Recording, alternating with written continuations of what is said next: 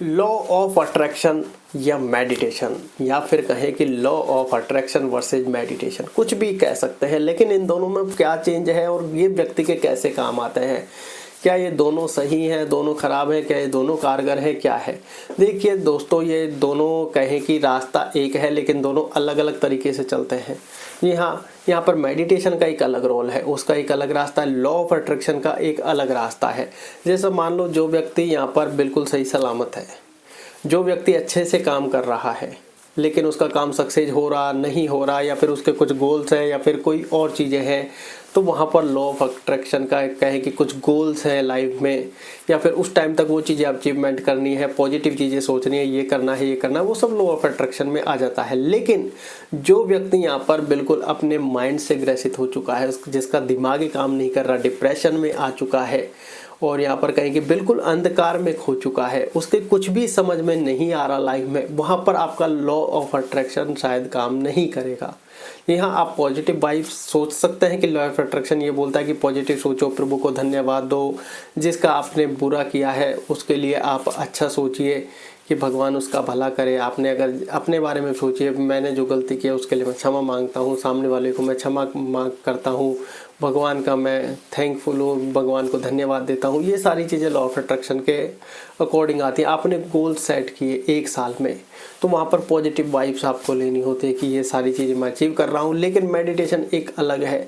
जो व्यक्ति बिल्कुल दलदल में फंस चुका है, जिस व्यक्ति को कोई भी रास्ता नज़र नहीं आ रहा, जिस व्यक्ति को यहाँ पर कुछ भी समझ में नहीं आ रहा, लॉ ऑफ अट्रैक्शन तो जब है जब हम गोल सेट करेंगे, कुछ और चीज़ें करेंगे। लेकिन जब व्यक्ति जो कहें कि बिल्कुल यहाँ पर अपना स्टेप ही नहीं ले पा रहा, उस व्यक्ति को मेडिटेशन करना चाहिए, क्योंकि मेडिटेशन सुपर नेचुरल पावर है। मेडिटेशन कहीं की एक ऐसी शक्ति है जो व्यक्ति को मजबूत करती है, स्ट्रॉन्ग करती है। जी हाँ दोस्तों, हम ये नहीं कहते कि यहाँ पर लॉ ऑफ अट्रैक्शन काम करता है या नहीं, उससे हमारी कोई शिकायत नहीं है। सिर्फ हमने ये रखा है कि एक व्यक्ति है जो लेटा हुआ है, उसको अगर खड़ा करना है तो वहाँ पर मेडिटेशन काम आएगा। व्यक्ति खड़ा है और उसको कुछ भी समझ में नहीं आ रहा तो भी मेडिटेशन काम आएगा। व्यक्ति चल रहा है और वो कहीं ना कहीं डिप्रेस्ड हो रहा है, या फिर कहें कि माइंड से थोड़ा सा ग्रसित हो रहा है, दिमाग उसके ऊपर प्रेशर बना रहा है कि हम जो कर पा रहे हैं नहीं कर पा रहे, तो वहाँ पर भी आपको मेडिटेशन काम आएगा। लॉ ऑफ अट्रैक्शन सिर्फ आपको वहाँ पर काम आएगा जहाँ पर आपके गोल्स हैं, पॉजिटिव वाइब्स लेनी है, थैंकफुल होना है।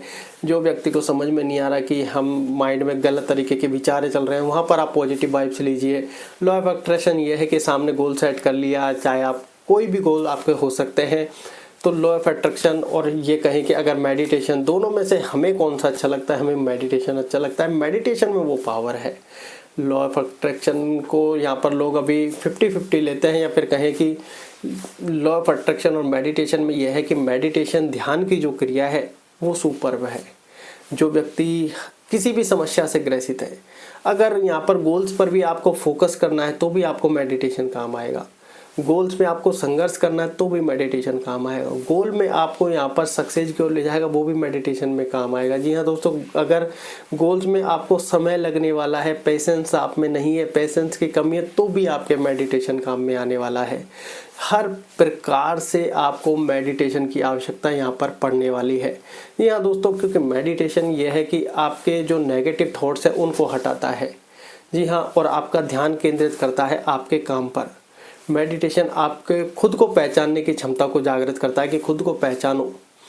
जी हाँ, तो जो व्यक्ति यहाँ पर वो कहते हैं गिर कर जो खड़ा हो गया, चलने लग गया, वो यहाँ पर जीत जाएगा। लेकिन जो व्यक्ति गिर गया वो खड़ा ही नहीं हो रहा है, या फिर डिप्रेशन में जा रहा है, बार बार सोचने की क्षमता उसकी इतनी बढ़ गई है, नेगेटिव थॉट्स आ रहे हैं, विचार खत्म ही नहीं हो रहे, विचार उसको खड़ा ही नहीं होने दे रहे।